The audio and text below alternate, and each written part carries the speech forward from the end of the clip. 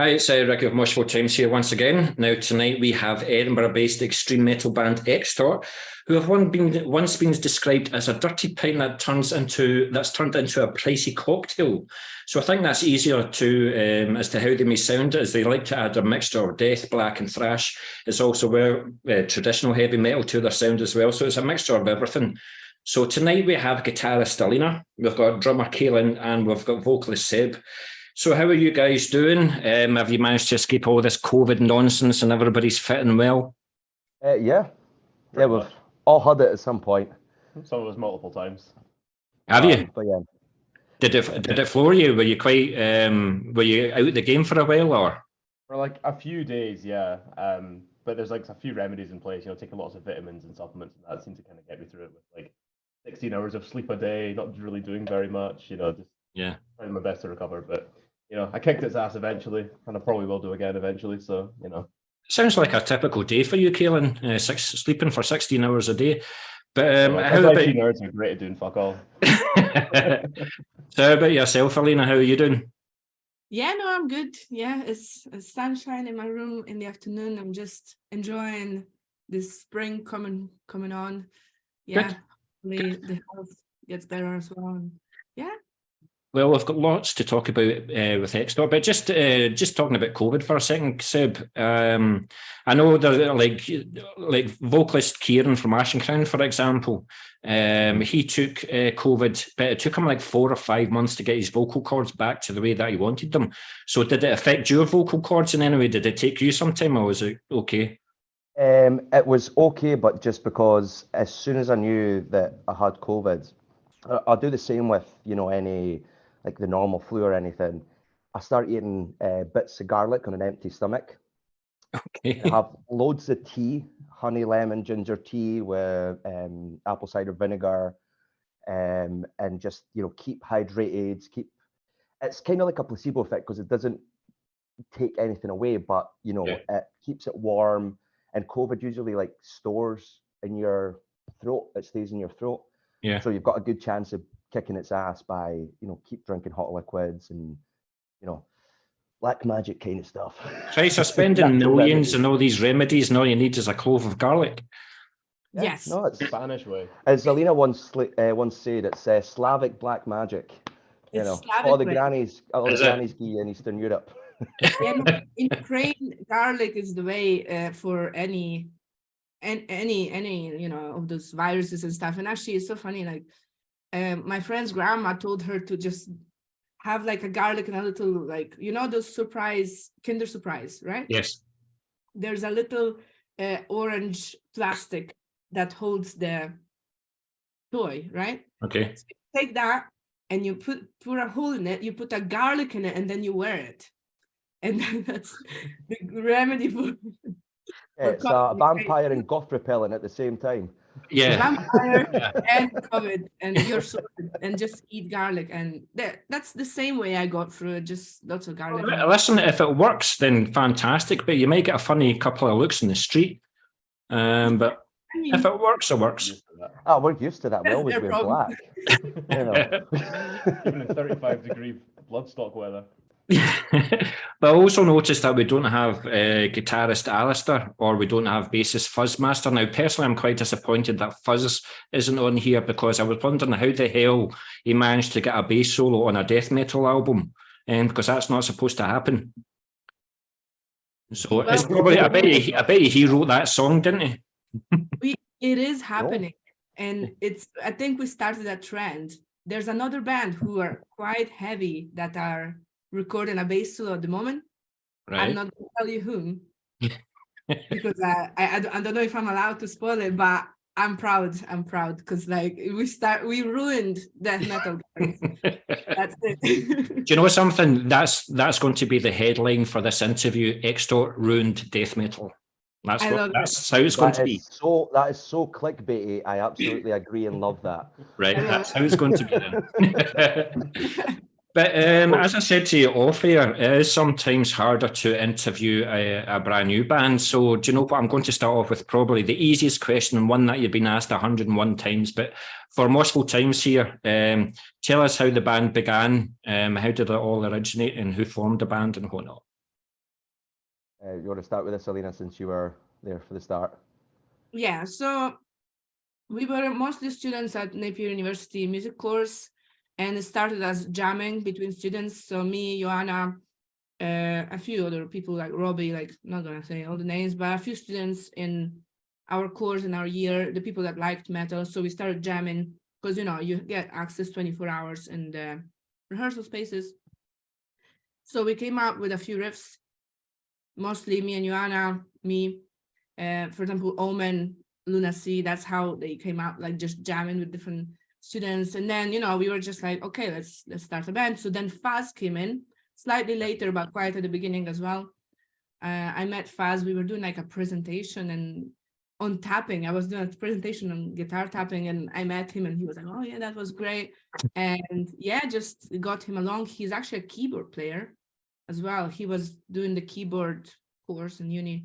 Yeah. So I got him, I got Joanna, me, then we just looked for a drummer, got Kellen. I met Kellen at a gig, but also we were working together. So yeah, got him. And slowly, like from a jam group, we just evolved into a band. Got the only person that we auditioned for was a singer. At the time, Seb was not even in Scotland, I think. So we had another guy, Spanish as well, which is only Spanish singers. I don't know why. And yeah, so over time, we just became a stable band. I would say in like late 2018, 2019, we kind of like more like started rehearsing and those jam songs, just giving them a structure and coming up with new stuff. And yeah, Kellen, you want to say anything? Were we cruel to you with your audition? Well, actually, do you know, I was going to ask that. Did Alina make the audition twice? Actually not. It was actually pretty straightforward. So I actually just came from it was a family friend that was having dinner, right? And I went straight from there to the rehearsal. But because I used to play electric drums only, I'd never really played acoustic much before. I literally on the way bought a set of cymbals. So I bought like a hi-hat, 2 crashes and a ride from a charity shop on the way. It was one of the cash generators down in Gorgate. Like last minute. So went straight. Yeah, I know. So I went if I straight knew from that, there. I wouldn't get you. Yeah, I know. Imagine turn up to rehearsal or you were an just like, oh audition, yeah, I though. totally have these. Can't tell you which ones, but I definitely have. You nailed it. And did you even know the song? Like you played it No, I was great. just jamming along. Yeah, I think you showed me the riff a couple of times, and then just kind of put a groove behind it. And we did the audition for everyone with Gojira's song Silvera. Yeah. How we auditioned, and he nailed it without even knowing what he was doing. Because then we actually had this conversation. I was like, Karen, don't you know that song? And he's like, I don't know that song. I'm like, oh, we played it. You learned. I'm not a massive Gojira fan. I just want to disclaim that. We did it. I was going to say I'm kind of lost a wee bit in Gojira as well. For me, their best album is From Mars to Sirius. And their best song is Backbone because of the blast beats. And if that's the song that she made you audition, she's tough to get in, in the band, so fair play to you. What about you, Seb? Like, was it quite tough for you as well, or one take? So, I auditioned for other bands, but I didn't quite like, there were bands that were just starting, they didn't even have a name. And I didn't, quite enjoy, the music and stuff like that. Because when I was playing back in Spain, I was in mostly like metalcore and, groove metal bands. I was in a reggae band, a little bit of everything. Wow. Yeah. And, Alina dropped me a message and she said, oh, do you want to come and rehearse and stuff like that? I'm like, you know what, fair enough, I'll go. And you sent me the lyrics for Skyscrapers, didn't you? Yeah, so we had a very bad recording of Skyscrapers down with the singer. The singer is great. It's just we did it at Edinburgh College with like students, but to give him an idea, I sent him lyrics, the song, and I don't know if we did any other material. We just did. No, you were jamming the other tunes that were called Titi and Data and Punky Tune. Yeah. The insider names. And so I done Skyscrapers, and bear in mind, I hadn't like properly sung in a band for like 3-4 years. So like prior to all this, I was going to like the Banana Roll Studios and warming up. breaking my voice again to kind of like find my technique using my warm-up videos and stuff like that. Try to, you know, get into the jam. And yeah, done the audition, and I don't think we said anything. It was just like, oh yeah, next week, fine. Yeah. To be honest, like in Extort, we were Did she say to you, see you next Tuesday? Is that what she said? In a manner of speaking. like, No, it was weird. Like I do remember that I kind of passed out because, you know, when you're doing gutturals and clean singing and stuff like that, you've got to time your breaths properly, and that's like a really, really important thing. And me being all Mr. Show Off, I'm like, do you know what? I'm going to do like aim for a 30-second like high-pitched fry scream. And I'd done that, but I didn't breathe properly before, so I kind of like passed a wee bit out. But just as well, the wall was next to me, so I just like conked it, woke back up, nobody noticed, and I'm like, fair. And then I told the guys that I'm like, you know, I just almost passed out for being a fanny. Nobody noticed. Breathing properly. Nobody noticed. with Extort, we move a lot while we rehearse as well. So like we're just all like just being stupid. So I mean, I would probably think that you're just like Yeah. It's part of the show, okay? It's his first stage Then move, the guys. thing is, Don't I bully think him. you need to move in rehearsal to then move on stage. It can't just be like Yep. you will do it on stage but not in rehearsal, because then you're not used to play in those. Actually, in rehearsal I try to do stupid things that I wouldn't do on stage, because if I manage to play in that way, then on stage will be fine, you know. Yeah. Cool. Cool. But you know, we were a bit stuck like at the time when we got Seb, like because our other singer left and the other guitarist left because of COVID. Actually, they lost their jobs, Right. and so they couldn't stay here. They were both from Spain, so they left, and we were a bit. I was a bit personally like quite demotivated with all these, like, you know, COVID, and And we couldn't play gigs either. even Couldn't asking practice. people to audition, like with all this Yeah. environment. But then, you know, I knew Seb sang, and I'm like, you know what, let's try him. I try and go for the people that are more or less like I know, I've heard before. It's easier, you know, rather than just putting an ad on Facebook and you don't know who's there. Although we've done that once. But Cool. Yeah. Cool. Yeah, it was difficult. Thanks very much for that, guys. I mean, that's not even a question on my list, but that's half of the interview time gone. But never mind. Hey. We didn't even cover Alistair yet either. No, we never talked. Well, he's not here, so hey ho, this is tough. Yeah, we'll see him next Tuesday. Yeah. So, with your brand new and debut EP Reset getting released a few weeks away on May the 1st, so how does it feel to finally release it after all the blood, sweat, and tears that you put into it then? Oh, you don't know. The amount of pressure that will be relieved from all of our chests will be like second to none.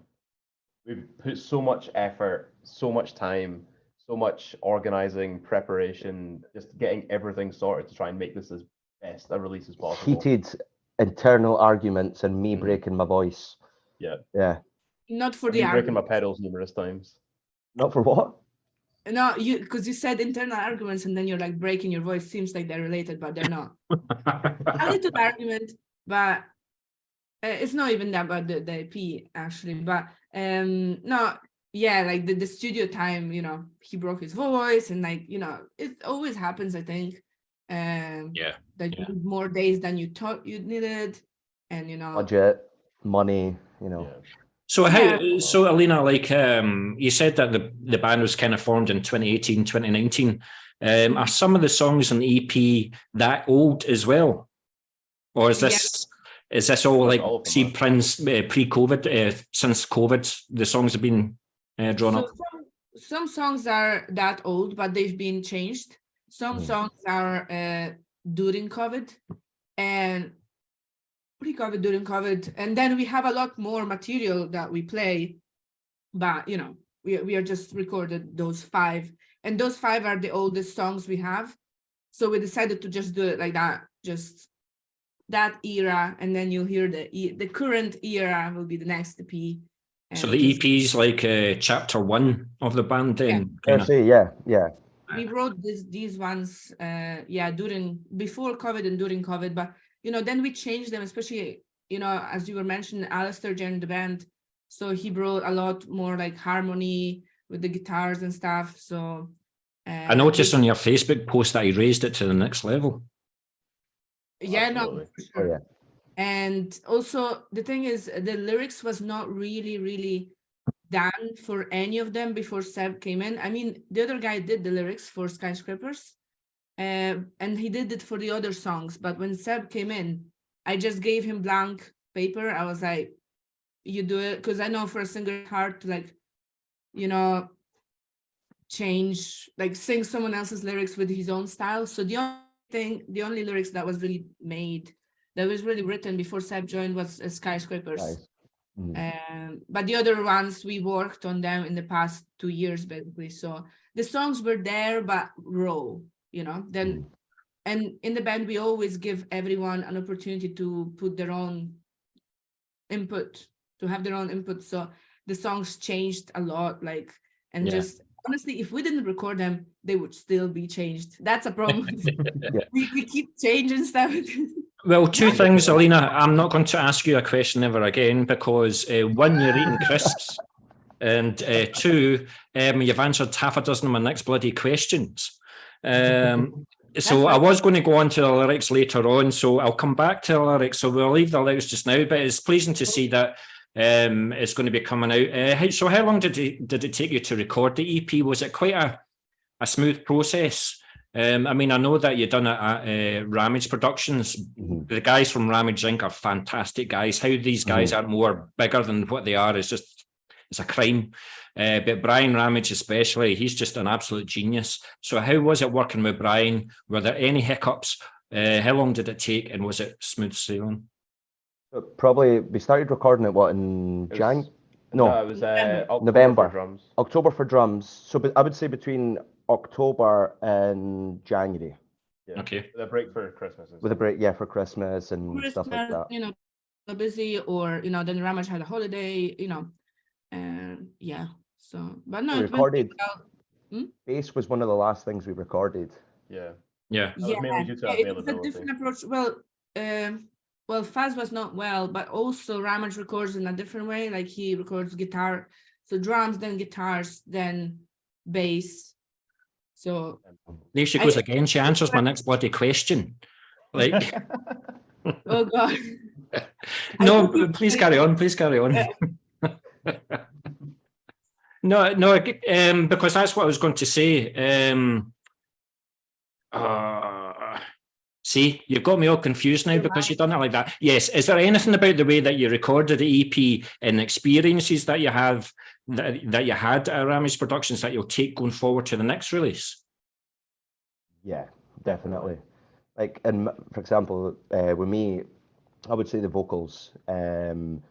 So, you know, I've recorded before with other bands and, you know, like random projects and at uni and stuff like that. And, you know, Ramage, he was also producing us. Yes. So like Ramage's style of vocals is, you know, leaning towards, you know, your Devin Townsend, You took the words right out of my mouth. And he was like, right, try and do like these types of highs and try and do this. So I kind of broke my voice on the second day of recording, just because it was like 8-hour sessions with a couple of cigarette breaks in between, wee cup of tea breaks and all that.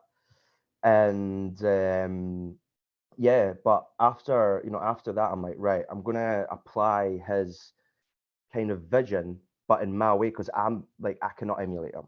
Like, Yeah, you can't. Everybody's got their own style, and I think that was my issue. And you know, when I came back to, you know, recording again and doing the vocals, I found like a middle ground between what I can, like the highest of my capabilities. I can do more now, thanks to, you know, Ramage's, you know, pushing and being like, right, try and do this, do another take, do this. And I applied a little bit of, you know, Ramage's way of, how would you say, like doing things, and, you know, inspire me to sing things in a different way. Yeah. Which did help a lot. And that's what I will be taking, you know, to our next EP. So how was it? Was it like line by line? So what we'd do is we would do like a raw take of the whole song, and then we would do, you know, intro, verse, chorus, you know, yada yada yada, do it all, and then be like, right, this can be done better.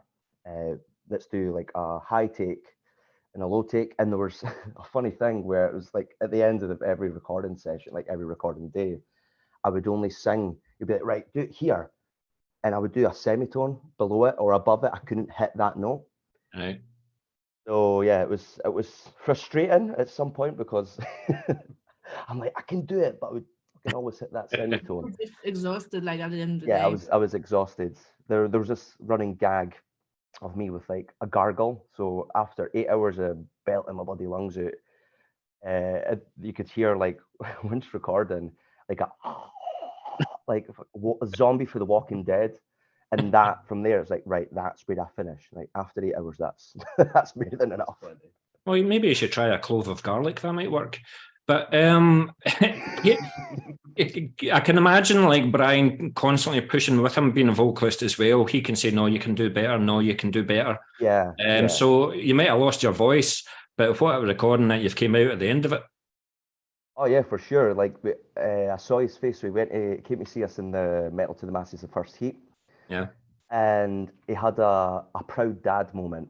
Like I saw him in the crowd, and like we changed like a few the way that I sung like certain lines and songs, and you know, he was happy for us seeing us doing the album, the EP version of the songs, and I just saw like a big smile in the middle of the crowd, like, you know, like a Mr. Miyagi moment.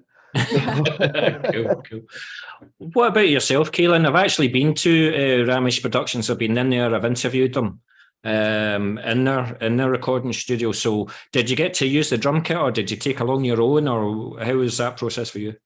Yeah, so I used I think it's Hammy's drum kit for Ramage Inc. And honestly, it's a fantastic kit. It was Some size, a isn't it? dream to play. Yeah, it's really, really good. The toms are massive. But the way that it was all mic'd up, I think there was 3 mics on the snare, 2 in the kick. There were some room mics, some overheads, all the usual tom mics and stuff. There was so many that you could see the track on the DAW. It was just like full of just like sound. It was unbelievable.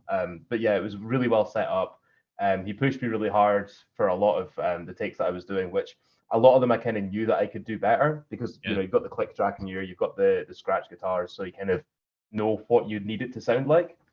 And the one thing that he did that was fantastic was he actually tuned my snare properly, and it sounds fantastic now.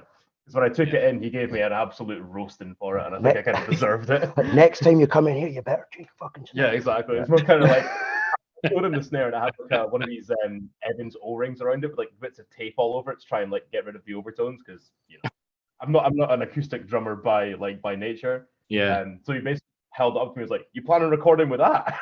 And I was like, "Yeah." So he managed to fix it and then managed to make it sound fantastic. So Cool. Massive props to him. Did you record it in one weekend or one day, or? It was the 5 tracks. 2 days. Question marks was over 2 days. Yeah. Yeah. So it was a 10-hour day. So we're there for 10 a.m. to then leave at 8 p.m. So Wow. yeah, I was exhausted at the end of that. Plus I had like other gigs and stuff that I was doing as well. Who needs to go to the gym? I mean, that's what they say about drummers. They've got the most stamina in the band. You know, just like playing an hour of like blast beats and all the technical stuff. It's just amazing, absolutely amazing. Do you know something? All right, thanks a lot for that, Kaelin. Thank you. We are going to talk about your drums later on, so I know that you want to talk about your cymbals and your hi-hats and all the rest of it, but we'll talk about that later on. But Elena, so how was the recording process for you? Because Brian, being the guitarist that he is as well, I'd imagine he's been a wee bit of a perfectionist as well. So how was the whole recording experience for you? No, it was very good. I actually enjoy when people tell me like this was good, this was bad, you know, like it's good because it makes me better as a guitarist. Like it wasn't, honestly, when I've heard stuff and I know like their music, Ramajink, and also I've seen him with Ken. So I was ready. I was like, I'm ready to be roasted and I'm gonna enjoy it. Like, really good. Like, cause I'm like I also did uni, like music with uni guitar and Alistair as well. So we are kind of used to it. Like we had this guitar teacher that was like jazz and very, very intense. So I kind of miss that sometimes. Yeah. Like I feel like you come out of that lesson, they can be like a bit intense, but then you become much better. And honestly, it kind of brought me back to uni. And honestly, it wasn't even that bad. I imagined to be even worse. Like sometimes he was like, oh, this take was good. I'm like, oh, that's good. Some of them he was like, right here, do something else. And some of them, like some little note of my soul, he's like, that's like sounds wrong. Like, and I'm like, but also sometimes I just kept it because it's also my taste. I think he's a bit more melodic in the terms of like major scales and stuff like that. Sometimes I just like to do some dissonant, awfully sounding stuff. And I'm like, Ramaj, that sounds, he's like, it sounds just like, dissonant and painful. I'm like, that's great. That's me. He's like, you don't want to put like a nice major ending. I'm like, no. And he's like, okay, your music is all sad. I'm like, yes. But it's great because like to have that'll be that. a compliment. Anything that he does and anything that he says is it's just solely one that compliments because it's his name that's on it as well, so but it's good to see that he's all worked to a compromise, but you won really, didn't you? We compromise. We hopefully won all together. We'll see. Yeah. It's a team effort, I think that's how it is, and like in the band as well, we all put our own input and then find a middle ground or see, like, so Ramaj was for that month like part of the extortification, and like lots of the stuff he had, lots of ideas he had, like we kept them on. And the thing with Ramaj that was great, he loves Gojira and we also love Gojira, so we definitely had a few tweaks and like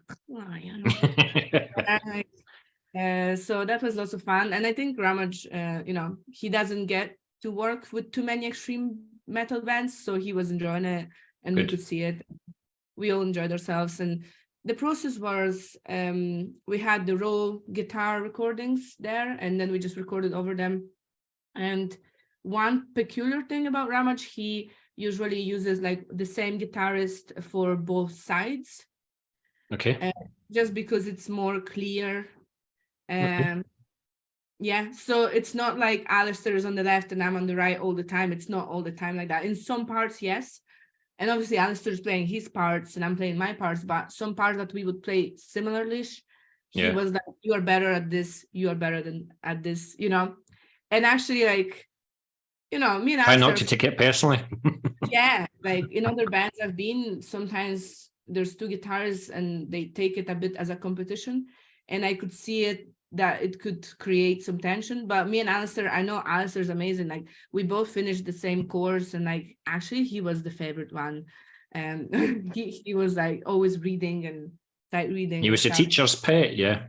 Yes. Oh my God. Always brought an apple into class, did he? Every time I would come up to the lessons, the teacher's like, Alistair is on page 200. Not even halfway through. I'm like, well, but here we are. Some riffs I play them better, some riffs he plays them better, and that's okay. And we are a team. And it's not like you play them bad, but just like a little bit more clear, whatever, or more heavy. And so it was a different approach, and he's just like, it's just more clear and more constant. You do two different takes, but like one person. Yeah. So that could be a bit rough for some people to listen to both and be like, that's better. But for us, it was fine, I think. We are there's no competition or like bad vibes in Extort, which is great. Oh, good. Amazing. But you touched on it earlier, and I deliberately avoided it until now. Was there ever talk of doing an album, or was it always going to be an EP? But you'd also talked at the very beginning about your written new stuff. So how does the new material compare to the debut EP Reset then? What would you say the differences are? That many? Okay, so what you're saying is it's similar sounding then. So I would say, you go. I would say that there's like brushes of like our oldish, like the stuff that's getting released on Reset EP, but the newer stuff I would say is a little bit more technical, aggressive, kind of dark, I suppose. Yeah, a little bit darker, and some of the topics. Is that the in fact, I'm not repeating the lyrics. I'm not talking about the lyrics just now, so keep going. Yeah, so I would say like the newer stuff is a little bit more technical, a little bit more aggressive, and also I wrote one of the songs, the Hierophant, that we usually use as an opener. Like that's the newer stuff that will be on EP2, and Control Alt, Deceased, which I absolutely love the name. First came up with that name. Was Good name. literally written in an afternoon by me listening to a riff that Alina wrote, and I got inspired. And then me, Alina, Kaylin, and Ali, in one afternoon, we literally wrote the whole song, like in a 2-hour rehearsal session. The fun part is that we played it like a week later live. Yeah. That was a big I mean, experiment. we 'cause nailed it as well. We didn't. Well, I was going to say, who nobody fucked up? live. No one. Nobody. No one. It was Wow. impressive. No one. It was like a challenge. It was just for fun, and also because like we had the gig was going very well. Like the pre-sales were very good, and I was like, why don't we just do a new song for these people, just as a laugh? Sometimes it's just fun to do something, and I was like, even if we do a mistake, like it will be just fun, and just like it will give us a bit of adrenaline and just like a challenge, and everyone is like, yeah, let's do it. And the day before, a few days before, we were playing it, fucking it up. It was bad. 7-minute song. It's like a big, like the structure I could not remember, but I think together we just do it. Like that's why I'm not really nervous before gigs with Extort, because I know that if I'm a bit confused, like the other guys will have it, and vice versa. And honestly, we went when the song finished, when we played it live that day, I was like, oh, it's the end. You win. Yes, I didn't. No, it was good. And there's actually a video of it on YouTube, which has a lot of like views and stuff. So I rewatched it. I'm like, yeah, because Cool. it gives you that adrenaline and makes it fun. Yeah. So why not? Yeah. No. Like whenever you get anything recorded, then there's a perfect radio station that'll play it for you. I know I've played Lunacy for you. We'll talk about that in a wee second. But was there ever talk about like an album? Because what I'm finding is the older generation, like Ramage Inc. and Dog Tired, now I'm not saying that they're old before we say anything. They like their album, they like their beginning, the middle, and the end, they like the artwork, they like the lyrics, like the physical product, whereas the younger generation are kind of like single, couple months single, and it's just so difficult to keep your name out there. Like some people might say an album, and then it'll be like 2 years before you release your next album, stuff like that. It's quite a long time to wait and stuff. You just don't know what's best for the band. But with you guys, I think you said that is going to be a second EP. Yeah, of course. Potentially, yeah. Of course. It depends on how much stuff we write, because I mean, we're obviously like writing and creating new things all the time. So if it does get to the point where it feels like the second LP or EP or whatever would be better off as an album, then we could always go down that route. But because the first one was more of a batch of our older stuff, and especially stuff that was written previous to our fully fledged lineup as it is now, it kind of felt better to leave that as an EP, to essentially kind of like separate the old from the new. So it made a lot more sense logistically that way. We had enough material to write, like to put everything on an album, but looking into the whole artwork, how all the songs fit in with each other, like sonically, if they could be the same, like the old stuff for the new stuff. And you've got to take into consideration, we just kind of started as a band and going mad at gigs and stuff like that. So budgeting, I would say we could fork out money from like our pockets, but mostly all of this was funded with merch sales and a couple of money that we put together. Which we're massively thankful to the community for, by the way. Your support has been absolutely outstanding. To be good, I'm not happy with this at all, actually, because you keep on answering my next bloody question. Because that's what I was. At least it's no you. You just keep munching on your crisps. Because with what's happened in the world in the last 18 months, 2 years and stuff like that, is it made you look at the more business side of the band, like the merch and things like that? Has it made you guys take on roles in the band that you didn't think that you would have to do, like the marketing and everything else and the social media and everything else? Or are you a band that are quite willing to do, as the Brain Bath band say, the DIY attitude, do it yourself, do everything yourself? Oh yeah, like modern aspect, modern approach to it. Yeah, like I do all the social media, and like you need to research into like when is the best time to publish and what content and all the different platforms, and it's a lot to do. And sometimes when I got like I just want to play guitar. Yeah. But Let's then take the fun you out need of to it. get yourself out there, and then I somehow I turned into a promoter as well, because then you just promote your gigs so much, because Yeah. that's like try and break through, like you were saying, try and break through. That's why we're doing the single approach Yeah. in the Mhm. like for me, we're doing the P because like people don't have time anymore. You know, everything's so fast. So the thing is, if you release an album once, that's like you're betting everything on that moment. And the thing is, sometimes it just goes bad. You don't Yeah. know what's happening in the scene in that day, or on Facebook, or politically. There might be something happen. Your album Yeah. will not get the views. So having a few singles there gives you a few more chances. Like I think Omen, for example, for us was less of a hype because like we just couldn't, like, I don't know, just the moment just didn't fit as much as Skyscrapers. But then we'll see now how Lunacy will go. But see, I think it's better to have a few chances. Yeah, spread the content, fine. because nowadays, like, you know, everybody's on their phone, and Facebook can sometimes be like, well, today I'm not going to be your pal, and I'm not going to spam your stuff. Yep. It's not going to be algorithm friendly. We kind It's of all about the algorithm. took like Ginger's approach, you know, the band Ginger, like they released an EP and then another EP and then like a couple of singles in between that. Yeah, Yeah. they Um, take macro and micro, which could be an album, but Yeah. they split it, and like you know that they're kind of the same thing because like it's the same theme, but it's just really, I think in today's music industry, it's just the EPs go a lot, like, and I've seen it, and they had albums before, and they have plenty of money with Napalm Records there, right? But yeah, it's just that kind of approach. I would like the next one to be an album, just to like do an album and you feel more, but we'll see how it goes. And See, I and think the EPs.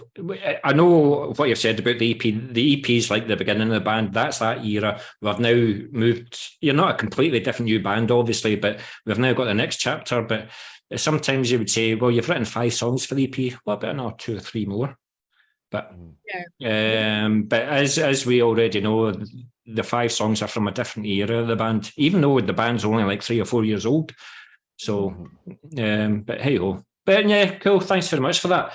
But talking about that, with the band being fairly settled in the band members front now, when constructing new material, and with band members having their own personal tastes in music, how would you say you keep it all together, for example, when negotiating what stays in and what goes out of a song?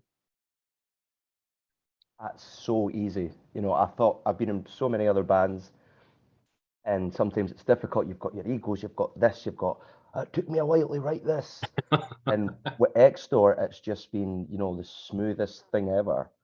You know, and like in the case of Control Alt, I listened to Alina's riff, and then I got inspired and I wrote this section and then I had this thing that was like an accident. It was like a little bit of like a trebly thing, and Alina said, "Oh shit, do that again." And then for there, we just kept adding and adding and adding. And because everybody's from different backgrounds or like subgenres of, you know, metal and stuff like that. You know, Kaylin's deathcore, Alina's black metal, death metal. Alistair is more like alt rock and commercial like metal, such as like Avenged Sevenfold and all that. And me personally, you know, I go for the reggae. You know, your Machine Heads, Gajiras, your Lamb of Gods, and like everything. So all of us combined, you know, it's surprisingly like really, really smooth. So I think there's never been any disagreements. And yeah, and Fuzz is, you know, he's the fuzz master. His name says it all. He listens to, you know, all your stoner rock, your sludge, your doom. You know, I take it that's not his real name, by the way.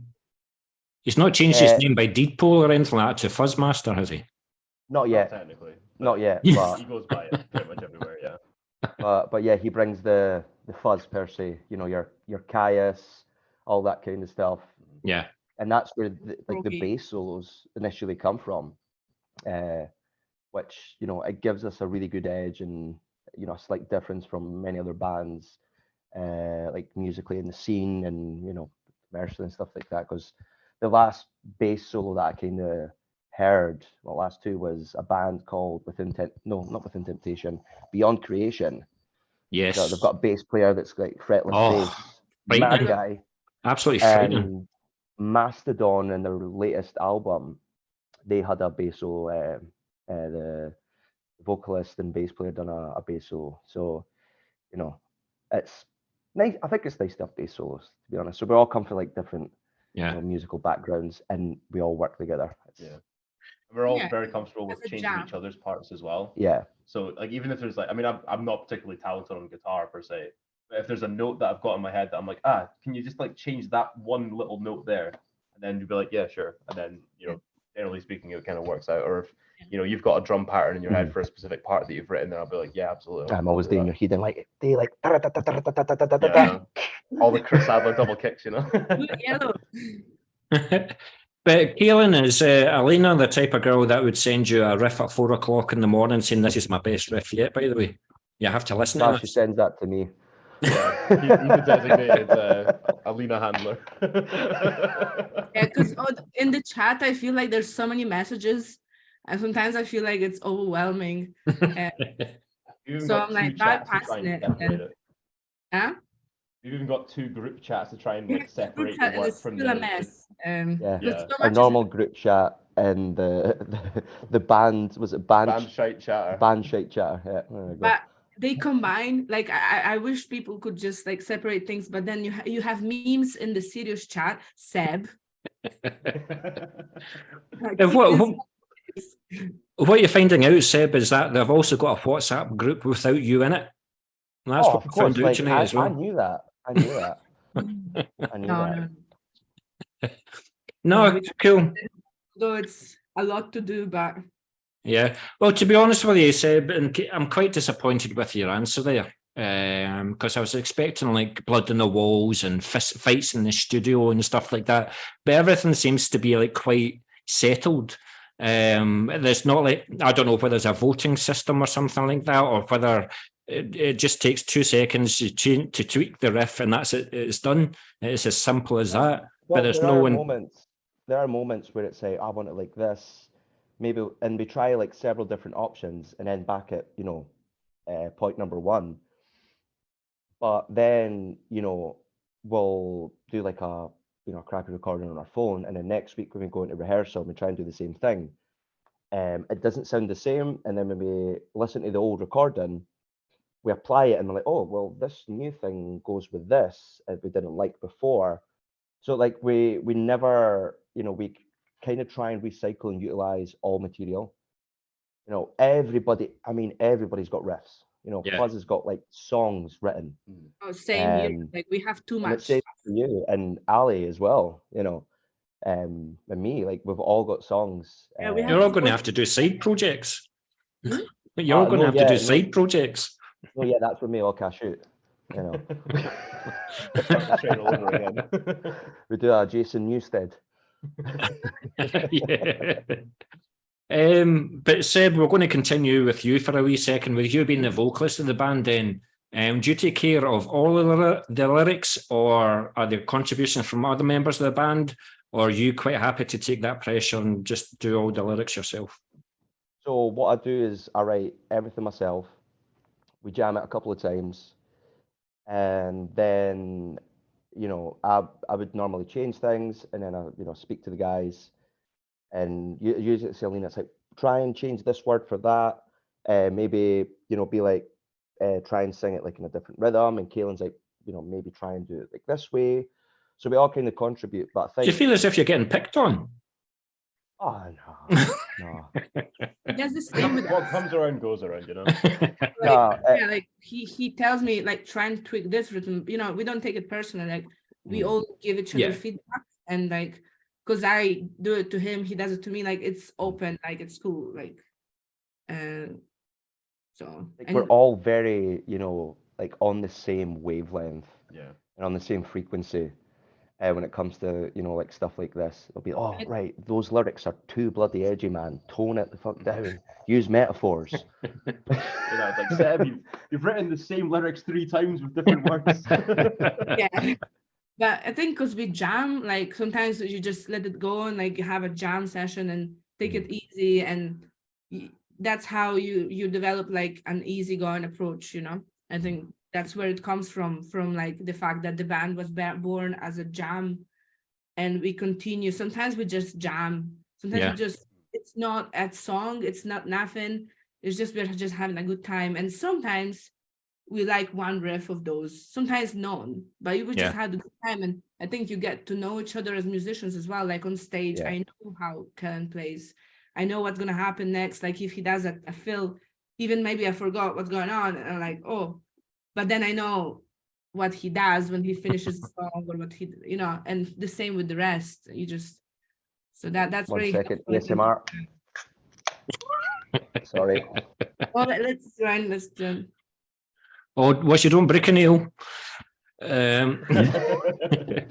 But Seb, what type of vocalist are you? Do you always have like a wee small pad and a pen with you? You see something on the street and you write that down, or do you watch a lot of TVs and documentaries, or do you wait till you hear the riffs and then you write the lyrics, or all of the above?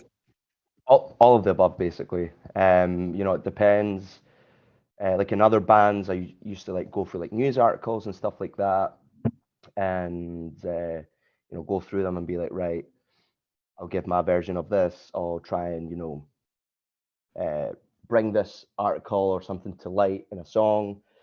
Sometimes, the news, a feeling, like literally anything can, you know, trigger it. And what my routine is when it comes to like writing lyrics is I can't write lyrics during the day because I just can't. I've never. So it's usually about 3 a.m. Always like I'll go to sleep early, wake up at like 3 a.m, and when I'm, you know. Can I ask you a question? What would happen if you try to write a lyric at 1 o'clock in the afternoon? Probably be, I don't know, ballad. Justin Bieber's next hit single. You're that, you'd be bashing your head off the wall trying to think what the next word should be. No, because like, you know, many other previous bands in Spain, you know, would write lyrics, like rough lyrics in the rehearsal room, like listening to the riffs and be like, right, write down a bunch of ideas. And I still do the same with Extort, write down a bunch of ideas. And then when I go home, you know, I'll look these topics, and it could be like, documentaries, a vlog about, you know, a thing, you know, many other, you know, cancel culture, all this stuff, where it came from. And it's like 3 a.m. is my time to wake up, write lyrics, and it doesn't matter if I've got work the next day. It's literally, I feel that I have to do it, and I function better at those hours because it's like everything's like zen, relaxed, everything's silent, it's dark, and I'll just pop open a beer, wee cigarette, and just start, you know. It sounds as if you're like Edgar Allan Poe. You get drunk and then you write lyrics. So I like the OG goth. Cool. But we're going to talk about the visual side of the album, the EP, for a wee minute. You've released videos to coincide with each of the 2 singles that you've released so far for the EP, Omen and Skyscrapers.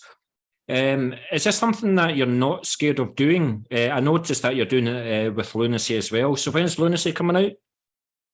17th of April is the video, and 19th is the actual song. We are trying a different approach now, like with the video and the single. Before they came out together. Now we are like spacing it out to see how differently it will affect.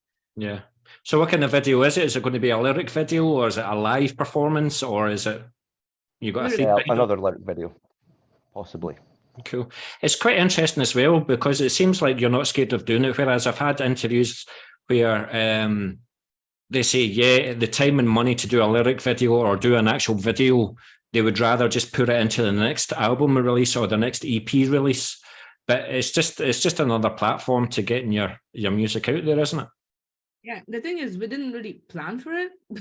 It's just this guy wrote to me on Instagram. He was following our profile, and he was like, "Oh, guys, I really like your music, whatever. I'm doing these videos," and he's learning. I think like he's starting out, and he was like, "Right, normally this," because I told him like, "I don't know. Now we're having lots of expenses, and like we're just, I don't know, maybe later in the future." But he's like, "Look, you're an unsigned band and stuff like that. I'll make you a deal. We'll do like 3 of them for this price, and come on, like whatever." And then I was like, "Okay." It's a gamble. It's a gamble. Yeah. It's a gamble, just but we're let's also do it, like, so we didn't plan for it. Probably I would be the same if it was just me initiating it with the guys. Like I would be a bit scared of the cost and the work it will imply, but because he approached us and he was like, "Come on, guys, it's Nothing yeah, to lose. like, Yeah, I there's mean, nothing to lose, and we're helping somebody out as well that's just starting. exactly. yeah." And Especially this 'cause guy we're is still funny. starting out as well. He's in Brazil, so every time we email, I don't know what time it is, and he sends me the video at like 4 a.m.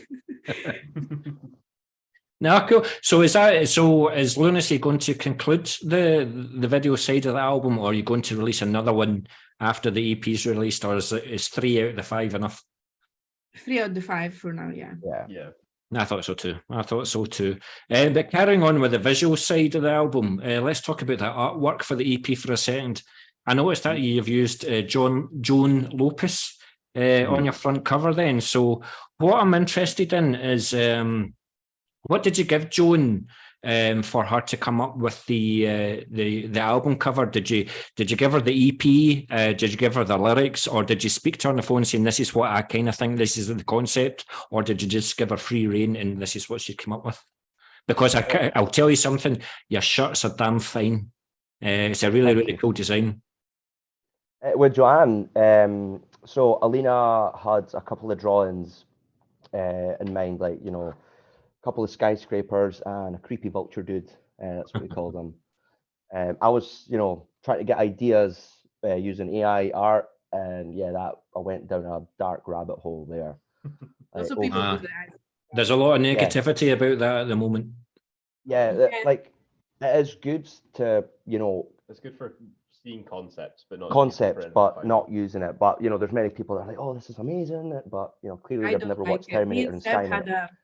had an evening, him sending me an eyes, and I'm just like, yeah, I got told off. I got told off massively.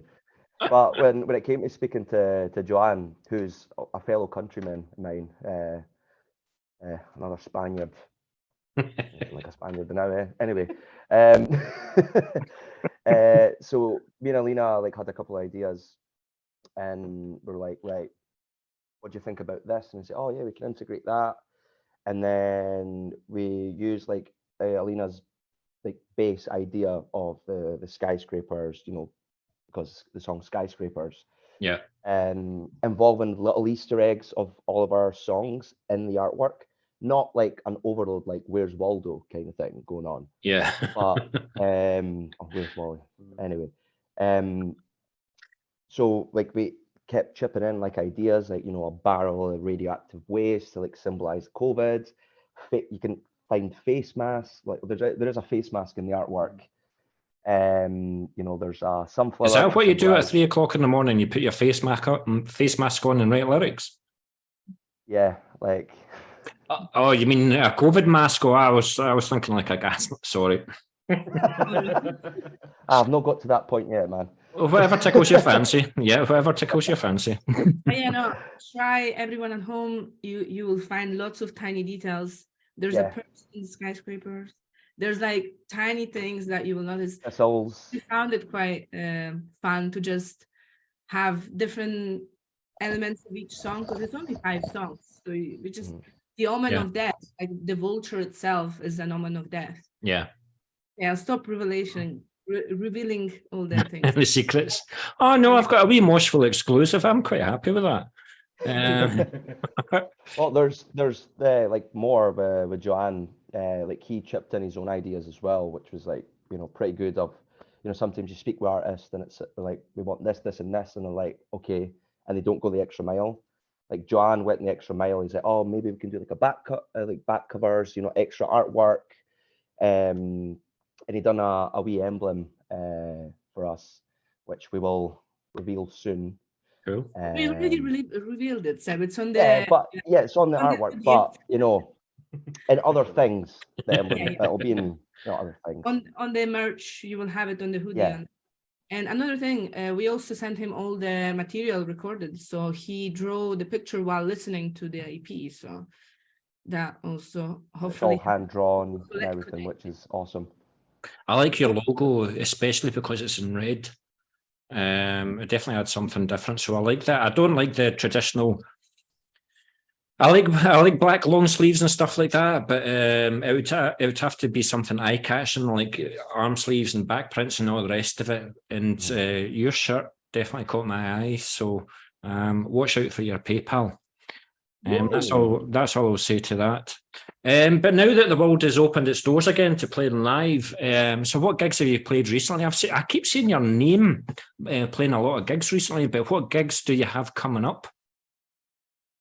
We've got Metal, well, before Metal to the Masses final, which, hurrah, we are playing in Dundee, Dundee Metal Fest. Yeah. Drew from Catalysis are organising it, and we've got, Drew Cochrane, we've got Dog Tired headlining, we've got Catalysis, Hate Ball, Fallen Ashes, is it Hyperstasis? Hyperstasis. Yeah. Wonder, there's lots of bands, like it's gonna be awesome. So and then we've got Metal to the Masses final, which we need absolutely everybody there, early doors. We need all the support, and all the beers need to be drunk. So where's the gig? Where's the Metal to the Masses gig? Is it a Banshee? Labelle. Labelle. No, Labelle. Labelle, 6th of May, and it's an early one, so probably like for like 2, 3 p.m. 3 p.m. 2, 3, 3 p.m. doors, 3 6th of May. We are waiting for you there. And there'll be 3 secret headliners. One has been revealed, it's Ramage Inc. Yeah. So 4 bands, which are semifinalists, and 3 headliners, so 8 bands. And the tickets are still going on at 10 quid. So everyone go and get one before they go up. Yeah.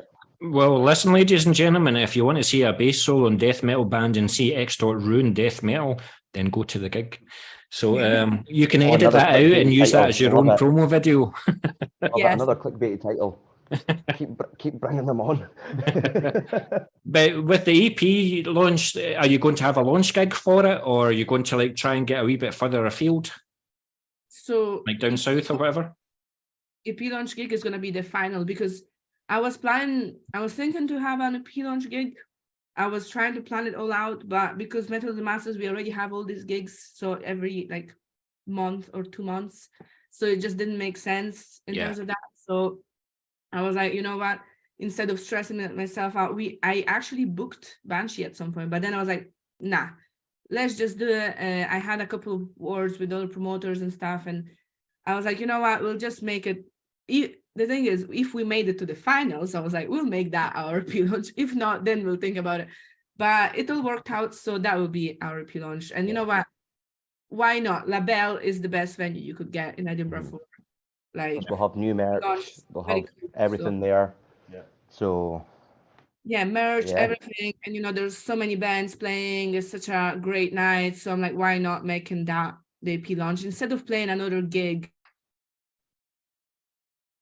Listen, once again, thank you very much for that. But I've only got a couple of questions for you left, and I thank you very much for your time that you've spent tonight. I know that we talked a lot, and I really do appreciate it. I know that you've got busy lives, but I think it's important to talk about something that's close to your hearts and a lot of people's hearts at the moment. So we'll have a wee serious moment. So obviously there's unfortunate, devastating events that have been happening in your country, Alina, Ukraine. And it was nice to see that some Scottish bands have got together and played gigs in the Banshee Labyrinth in November and the Ivory Blacks in February for unfortunately the anniversary of the war in Ukraine. So how was the event for you guys? How much have you helped raise for the Ukrainian charities? And is this something that you're looking to do again soon? Yeah, so the first event was Bannerman's and Banshee, and it was like awesome. Like we didn't plan to do 2 venues, but then just like by chance and being 2 venues, and I thought it's just gonna be like, you know, not much happening because it's a Sunday, but then slowly it built up, and then these international bands, Euphoria, we got in touch with them because my friend knows them, and it just became such an amazing thing. And yeah, in the first one, we raised two grand, which like it's insane. Like, and then I had all this merch, and like I had lots of people like helping me. Joan organized it with me, which he's the manager of Sear, because yes, yeah. Joe, yeah, from Coach Promotions, and Jij as well from Cult of Sobek, and bro moment. So, you know, That's the one. placement time. Exactly. Sponsored by. we got a raffle, and so that's why we managed to raise a lot, because like we had like 9 bands on and raffle and lots of stuff. And look at this now. I was going to see there, she does it again, guys. She talks about the next bloody thing I was going to talk about. I see the skull in the background. Unbelievable. I'm reading your mind. Ukrainian black magic, even though it works. But I'd imagine that you got a lot of merch sales on the day as well, because obviously it's for a very good cause. I mean, the astonishing thing is that there's still bands from Ukraine releasing music. I mean, I've played bands like Necrom, who love their Swedish death metal, which I do love. But I've played Necrom, and I do know that there's a couple of others as well at the moment. It's amazing that there still are. But let's hope that's this unfortunate event is going to end soon. But you must have felt some like togetherness and pride that it is one metal scene and it is just all for a good cause. Yeah, exactly. And especially like at the second event, we had quite a lot of Ukrainian people, because I reached out to the Glasgow Ukrainian club. And the fun part is that the head of the club is a metalhead from my hometown, home city, like is Kharkiv. So he was there, and I was like, guys, you know, there's refugees. So I was like, you get like a total amount of free tickets, you know, I'm not gonna ask. And whoever wants to donate, like it's not.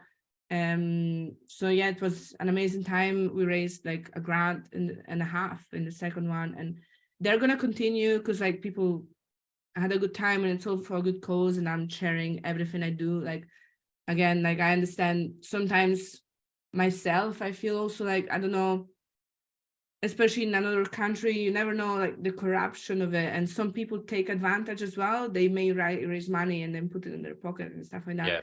And I just mostly I speak because I feel like, because in the situation I know people there, I can be that you know, person who connects the two worlds. So I speak with like soldiers on the front line and stuff, and I ask them to like send me a picture, you know, it's all proved and everything. I know people know me in the scene more or less, but still, you know, I think giving a proof and everything makes you be like, okay, this is legit, because sometimes you might feel you never know what happens. And they're going to continue. We had a few gigs planned with Ukrainian bands coming over. That was amazing. Wow. It's not happening because White Word, I don't know if you've seen, White Word was planned on the 18th of April in a week's time. Yeah. And the gig was almost sold out.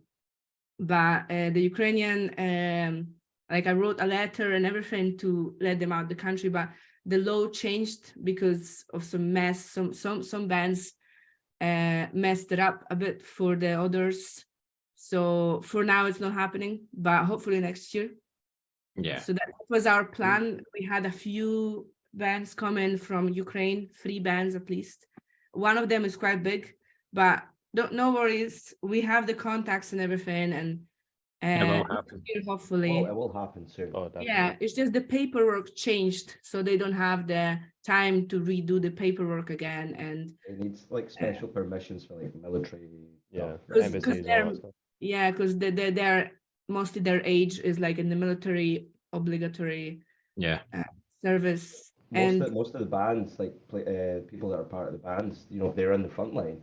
Yeah. You know. Yeah. So some of them are also in the front line. So yeah, but it's gonna continue. There'll be one for sure in February 2024.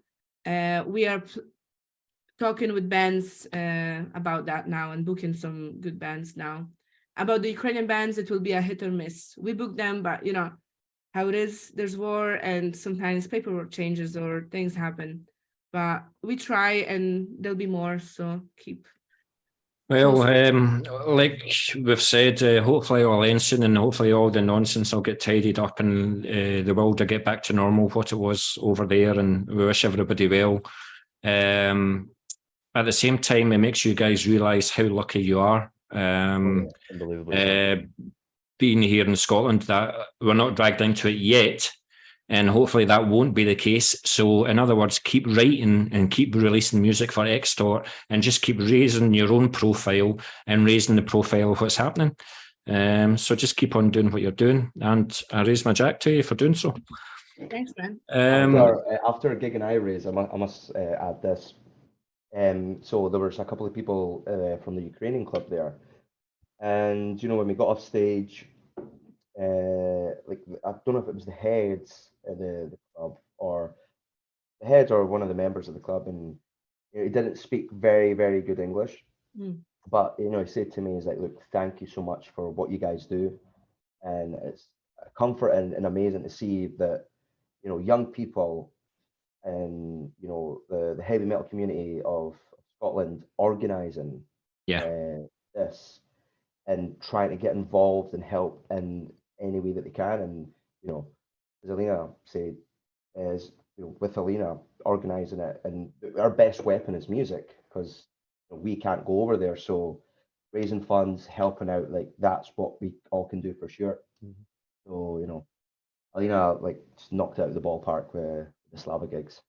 Yeah, thanks. Yeah, that's what I felt like I could do. You feel sometimes very powerless. You're like, what can I do? And it's just so frustrating. And then me and Joe were talking a lot about stuff, because Joe has his girlfriend in Ukraine, and we were like, why don't we do a gig? I'm like, okay, let's do a gig, because by myself I can't really donate much, but I'm like, okay, if we give something to people, people go to gigs all the time, so hopefully like the metal community, the turnouts. The turnouts at these gigs have been incredible. The Banshees and Bannerman's one, the first edition was sold out. Wow. There was like I saw the video for it actually. It was wow. It was it was crazy, and people. I was at the merch desk helping out, people buying all the raffle tickets, all the merch, everything, and the same in Glasgow. And what I loved about it as well is the bands. So just to put an example, the guys from Catalysis, they were raffling their own merch, because we'd done a raffle at the end of the gig, and we're giving us CDs and T-shirts. And the Hammer as well. Most bands really, everybody just chipped in, caring about the event. That's why I was very lucky to get people like that. They are not just playing a gig, because sometimes you're like, oh, a sold out gig, I'm gonna go, but maybe they don't really care.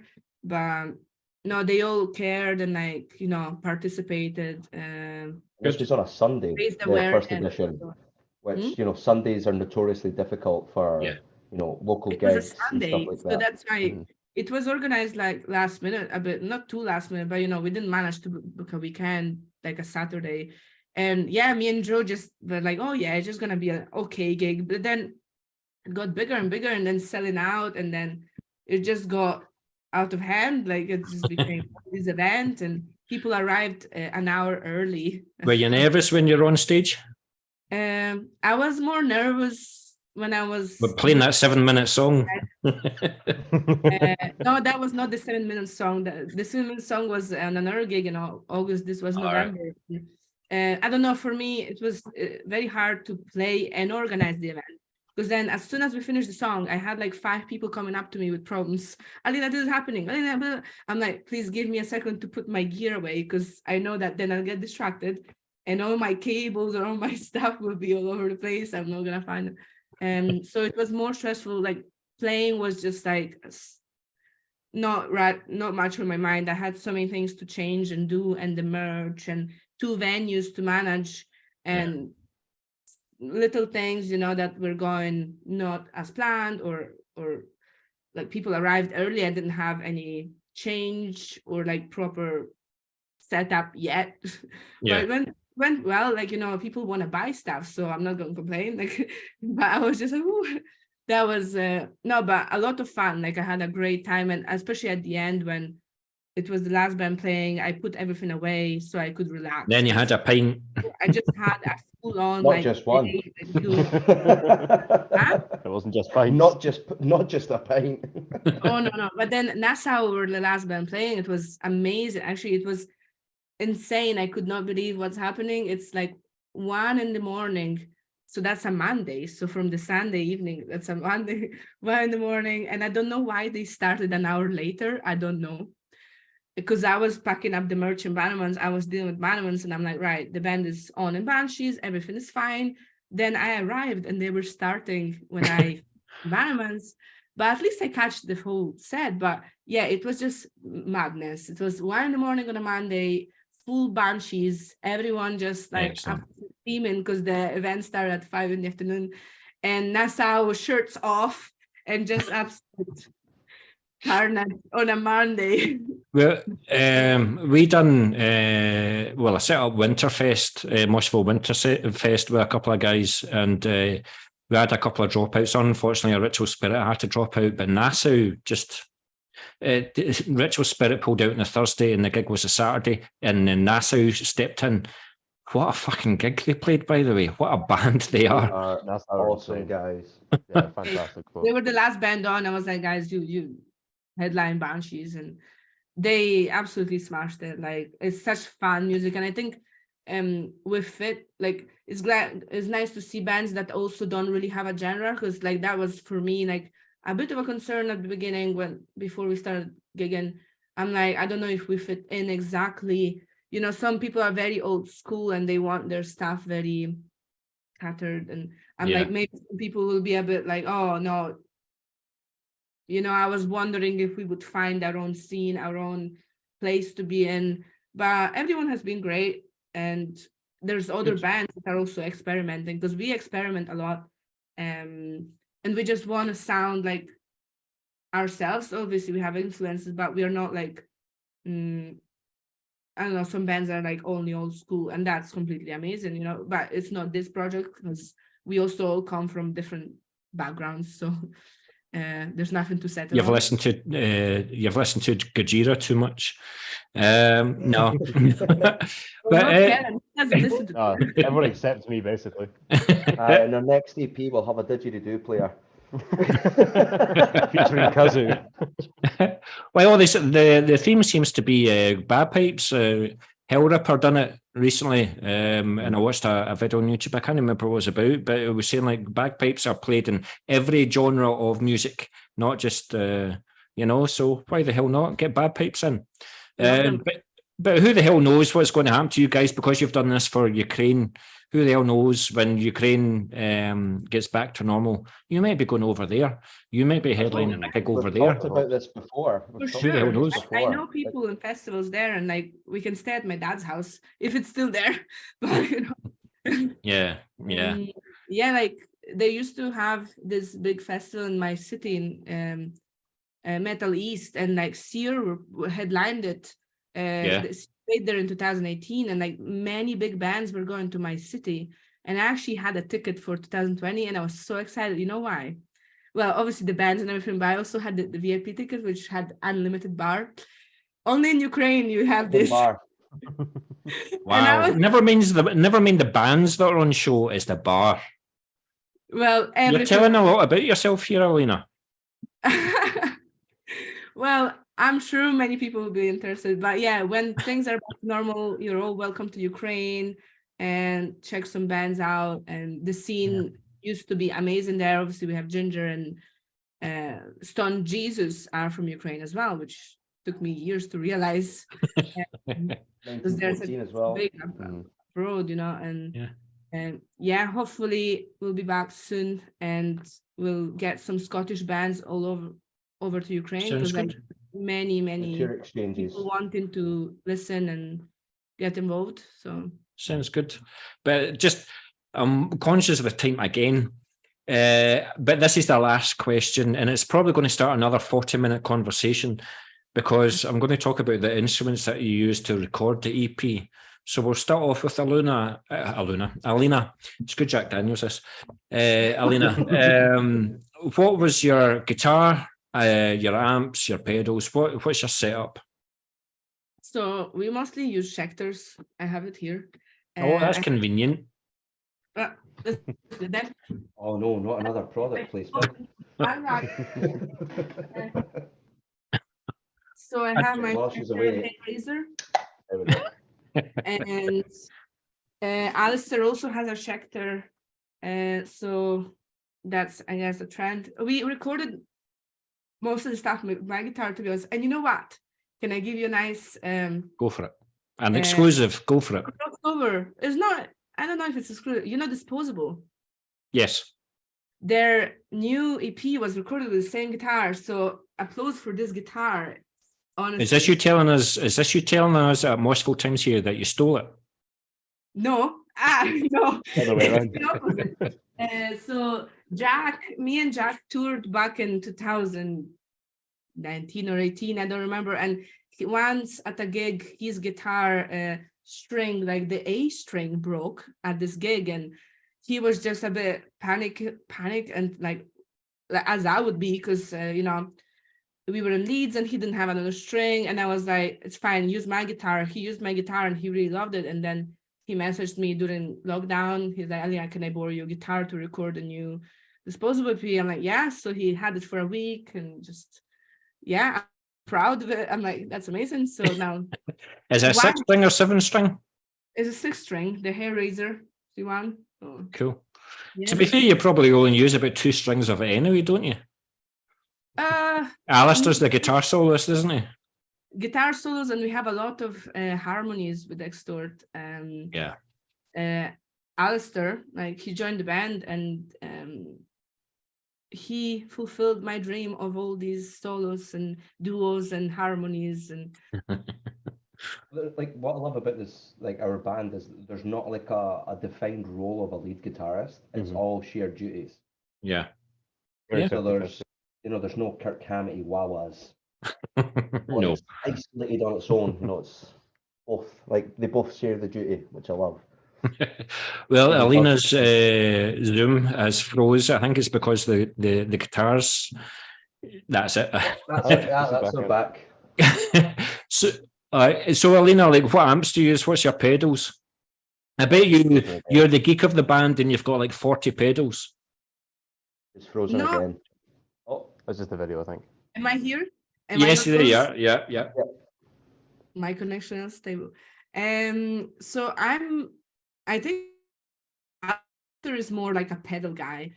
I use Orange Dark Terror as a Alistair uses the Boss Katana for now, Okay. but it's not, we'll see. That keeps going. And Alistair is the big pedal board guy. Like, he has a massive pedal board. Me, all I'm analog just pedals. using live. Yeah, Al is more like the pedal guy. I have pedals. Oh. I prefer digital on stage at the moment. Like, I just converted to that.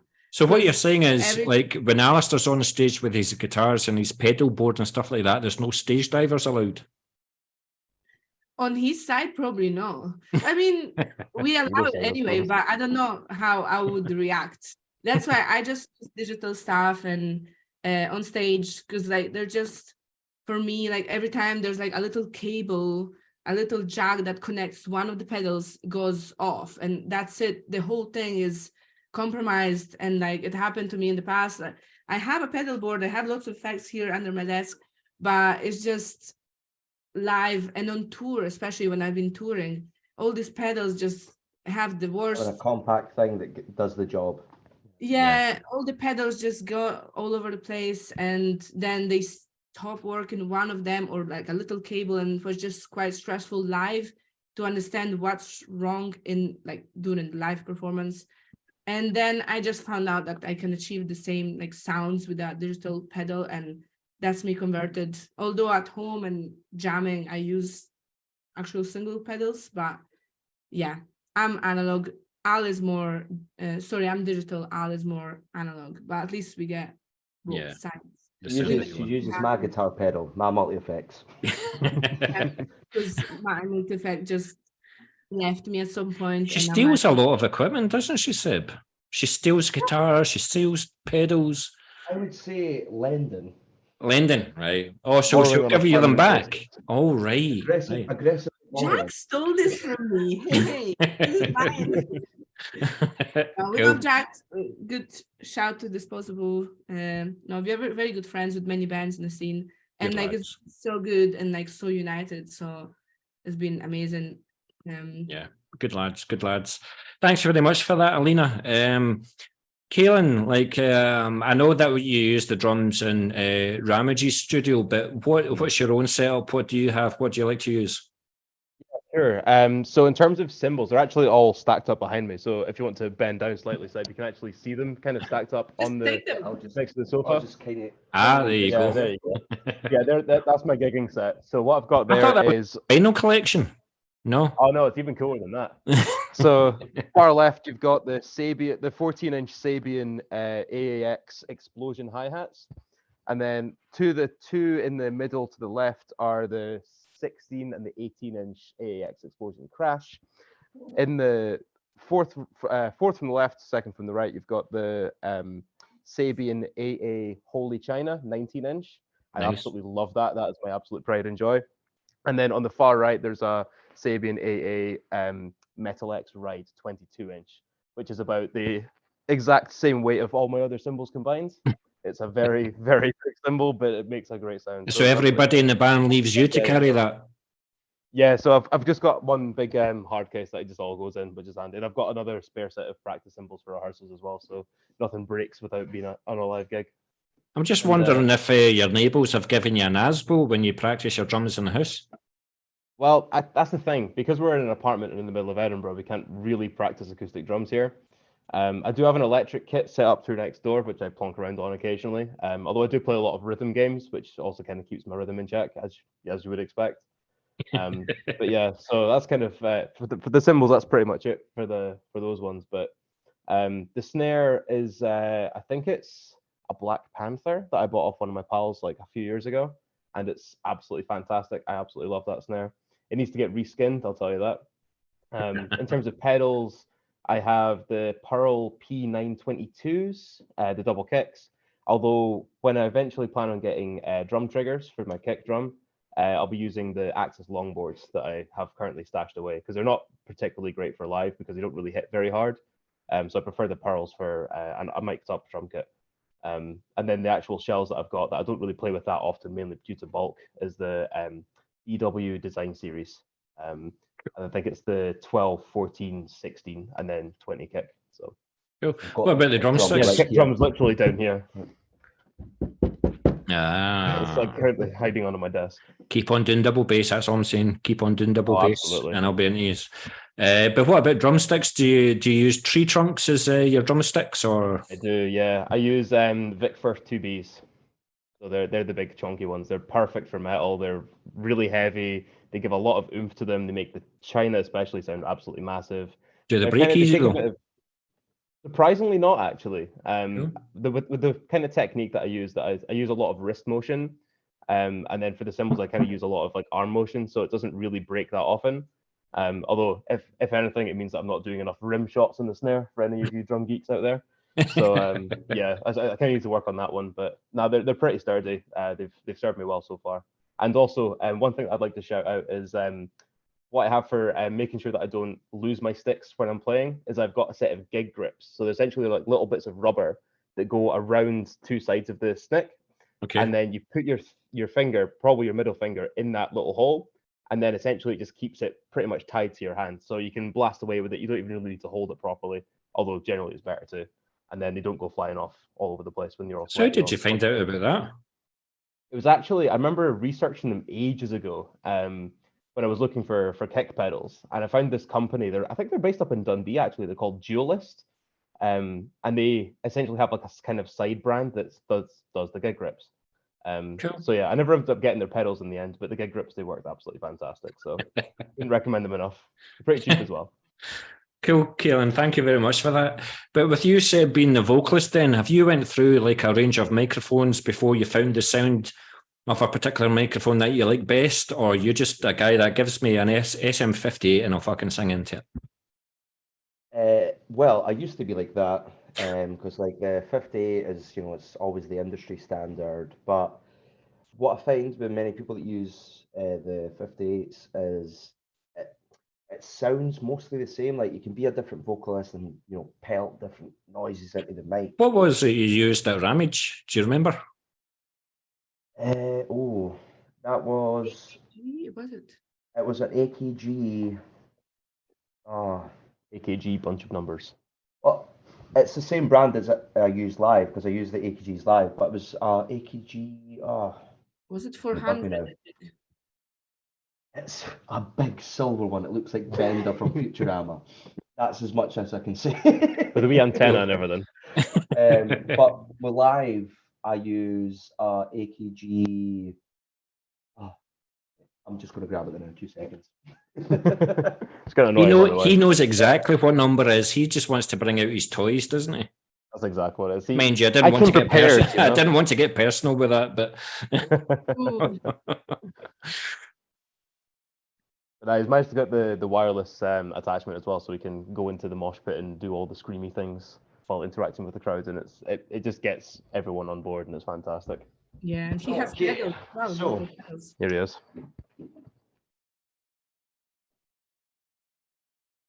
It is an AKG. we gathered that. Do you want a torch? No. Can't remember The suspense is killing me. That makes two of us. Just It's 'cause I've got. We just want to keep you here forever. I bet it is AKG 1. I bet you that's what it is. AKG no comprende. I was just looking these up because I wanted to buy a couple of backup ones for gigs that we've got coming up, just in case. Is it like crusted on it that you can't read it? I've got electrical tape holding it in place because you know, Alright. moving and all that, the capsules and that can move. Well, that's the sound. That's the microphone of your choice, AKGs. Yeah, AKGs, specifically this one. Is that since your time with Extort, or do you use AKG in previous? No, since Extort, because I've been mostly like in the rehearsal rooms. It's always 58s, and when I purchased this one, it's you know, it's got the same polar pattern as your normal SM58s, but it's got certain frequencies. It can pick up certain frequencies that the 58 can't pick up. Okay. And that combined with my vocal pedal, because I use a TC Helicon vocal pedal, it's reverb, so the sound tech does not have to, like, it doesn't have to add, you know, any effect on from the desk or his effects rack. Like, I have it right there. So it's essentially plug in, and that's me got my effects there. So cool. It's, you know, because we mostly do line checks. So your minimal first then, apart from when you're trying to remember the make and model of your own bloody microphone. Excuse me, I couldn't hear you. You're breaking up. Yeah, you're breaking up. Oh, was it? Yeah. No, I was just saying that your minimal first then until you try and remember the make and model of your own bloody microphone. Yeah, basically, yeah. I've tried several different microphones live, like the Shure SM7B, but that, you know, it's only good for recording. For live, it'll pick up absolutely everything. But the AKG, it just sounds totally different, and it gives a different edge to the vocals. And then that combined with my vocal pedal, which, you know, it's got like echo, reverb, and it's really, really good. You know, it's much better than any effect that you could get on your desks and you know, most venues. So it does help, because I'm very, you know, picky when it comes to, you know, vocals and sounds and, you know, layers and effects added on it. You're the guy that has arguments with the sound guy. No, the sound guy agrees with me. We don't have time. We usually get a line Yeah, check. no, but like all jokes aside, we don't have time. Just go for it. That's why, like, having the digital effect or like your own effects already set up, and I have like my guitar head, and it's just always the same, and hopefully goes okay. The sound on stage quite often is confusing and weird. The gig in Glasgow, the Slava Ukraine gig, we had like bacon on stage basically. Yeah, Oh, yeah. the monitor in front of the bass player, because Chris from Party Cannon was filling in for Fuzz. Yeah. So I don't know what happened to the onstage monitor. It was in front of Chris, but when I wasn't speaking or there wasn't any music playing, it was like, Yeah, it was very and crackly. You've got to improvise on stage, and the joke was that somebody's literally in front of stage cooking fucking bacon, because it was just like, and I could I smell see. bacon, but I don't know if it was bacon or sweat, but same thing. Well, do you know what? That kind of chaotic spiel of the last couple of minutes is a nice way, an appropriate way to end this interview, and it gives people an idea of what to expect with Extort. And I don't think even Extort know what to expect when they go on stage or when they record something. So, but listen, guys, it's been an absolute pleasure talking to you. I'll certainly do my bit to promote you through Moshville Times. Certainly behind me on the radio station. So whenever you've got something new, you know exactly where to send it. And we'll see you at gigs. And very much looking forward to catching up with you very, very soon when you've got the new material written. Are you thinking maybe towards the end of the year? Do you think it'll be recorded by then, or is that too soon? It might be a bit soon with what we've got planned for later this year. We're probably thinking maybe kind of like early to mid next year. Cool. Around that sort of time. Okay, should we give him a little spoiler? Go Yeah, on. I've got 4 minutes left, so give me one. We have something else coming up. I'll just tell you that. Later in the year, there's going to be something else coming out. Yeah, and it's quite big. I wouldn't say later in the year, but we'll see how we feel, but there's something else other than it. Who are you going to tell first? Well, Ramaj knows because he already recorded it. Yeah, but who are you going to tell first? There is a right answer to this. We are not sure when it's gonna be out yet. First, we're gonna say it to ourselves. Correct answer is Moshville Radio. Well done. Okay. I'll go to. I think I had too much. We'll do all the promotion it needs on Moshville Times, but when it gets to hearing it, you'll hear it on Moshville Radio as well. So Perfect. Well done. Well done. All right, guys, it's been an absolute pleasure. We'll talk for a second after this, but thank you very much for your time. Yeah, thanks for having us. Cheers now. It's been fantastic. Thank you.